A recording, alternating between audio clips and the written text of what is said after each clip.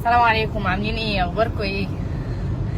انا طالعه اللايف ده النهارده وعايزه اسميه لايف صدق او لا تصدق، لان انا شخصيا ما كنتش مصدقه. يعني كنت حاسه ان انا في مسلسل عربي هابط، في فيلم من افلام السبكي.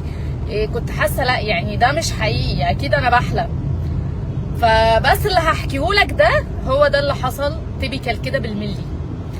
كنت في عيادتي من كام يوم، لقيت بنوته داخله عليا ومعاها 2 ستات كده كلهم لابسين اسود وشكلهم يحزن، يعني زي ما يكون عندهم ميت. البنوته شكلها طفله صغنونه، فماشي. قعدنا. خير يا جميل، عندك كام سنه؟ عندي 14 سنه.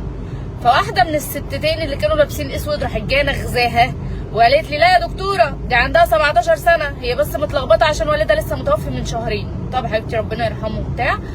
ايه الشكوى جميل؟ انت متجوزه الاول ولا بنت؟ قالت لي انا متجوزه. طيب متجوزه من قد ايه؟ من شهر 7 اللي فات، يعني تقريبا احنا داخلين في 3 شهور. تمام. خير يا سكر، ايه الشكوى؟